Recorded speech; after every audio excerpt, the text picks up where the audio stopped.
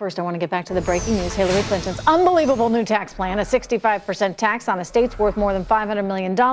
Would this be the biggest difference, or I should say, this is one of the big differences, really, between Hillary Clinton and Donald Trump, because he's got a plan that would repeal the tax altogether. She wants to increase taxes. Joining me right now, Republican strategist Ford O'Connell and Democratic strategist John Rowley. Ford, is there something inherently un-American about wanting to penalize prosperity to the extent that Mrs. Clinton does?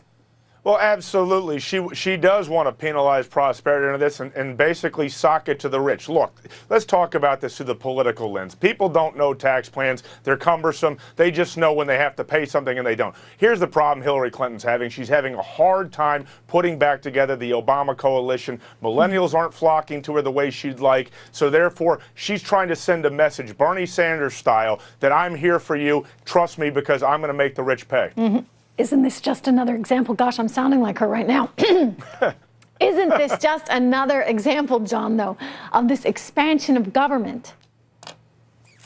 Well, if you look at a nonpartisan organization, the Committee for Responsible Budgeting, they compare both tax plans.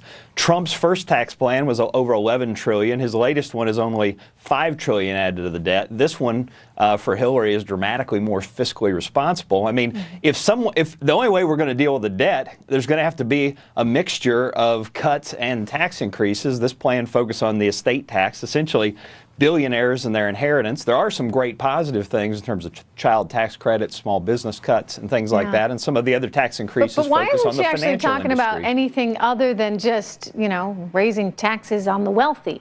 I mean, why isn't she actually talking about cutting spending, John? Well, I think she's focused on, just today, Mark Zuckerberg announced his plan to give away 99% of his wealth. So the Zuckerbergs and the Bill Gateses and other people like that. Good for Bill Gates. You know what? And Warren Buffett can do it too. Yeah, but why should government be demanding that?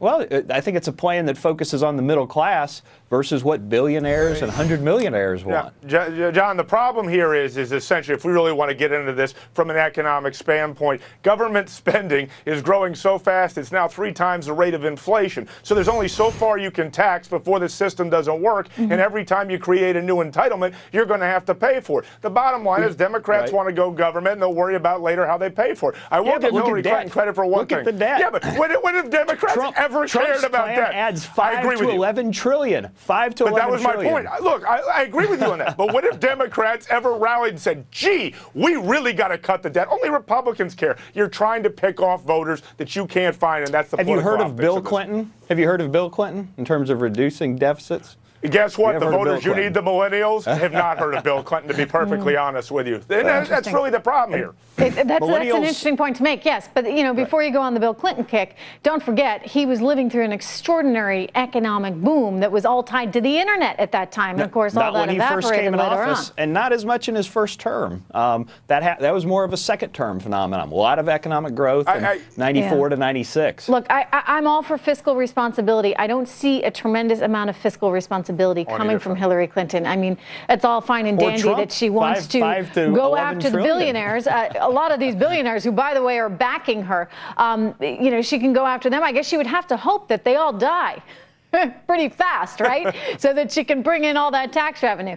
Anyway, I want to get to another issue, which is, of course, these polls. We got 47 days to go. Can you imagine that? I mean, time has just flown here. Donald Trump has a lot of momentum right now going into Monday's debate.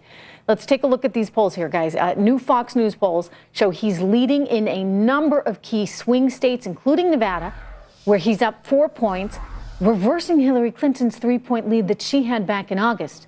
North Carolina, like Nevada, was once a red state and could be red again. He's up there by 5 points. She had been up 2 in August. And then you got the all-important state of Ohio. No Republican has ever won the White House without taking Ohio. It's one of the reasons we watch this one so carefully. And he is now leading by 5 points, the same lead Hillary Clinton had just weeks ago. I got to tell you, his recent rise is certainly stumping Hillary. Watch her here.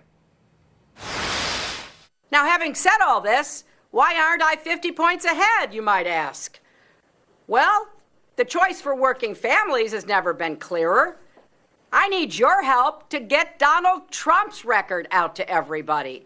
Nobody should be fooled. It might help her voice if she stops shouting a little bit. We'll leave that for another day. But Ford, look at all this momentum right now that Donald Trump has. Why, in your view, have things reversed in his favor? Well, because Hillary had an absolutely horrible September, and everything she says, basically what the voters hear, is a lie. He's also had a few events go his way, but look, the polls can change on a dime. Right now, he has the momentum. He's got to keep it going over the next 47 days. Let me translate these polls for the viewer. For those who don't sit around playing electoral college chess like John and I, this is fantastic news. Understand, though, based on the electoral college, which is king, he has the momentum. She is still leading. He's going to have to find a way to get another 10 electoral votes, but if he wins Florida, where do you think they come from? Maine, New Hampshire? I'll tell you. No, well, you're going to get one from Maine. Understand, if you have Florida, Ohio, Iowa, and Nevada, you have 265. Add in Maine, 2, that's 266. Therefore, you're probably going to need to win Colorado, Wisconsin, Pennsylvania, or New Hampshire. But it is, John, still a very narrow path. Oh, I mean, the math is totally against Trump, the electoral math. I mean, essentially, Hillary can lose Ohio and Florida and still easily get the Electoral College. I mean, Colorado and Pennsylvania are key states. All of the polling is really still had her 7 to 8 points up in Pennsylvania. It's hard to see a path for Trump. I mean, if this is his best week of momentum and he still needs 10 more electoral votes, then this is why the debates are so critical. I got to leave it there. Stay with me, though. We're going to come back to you.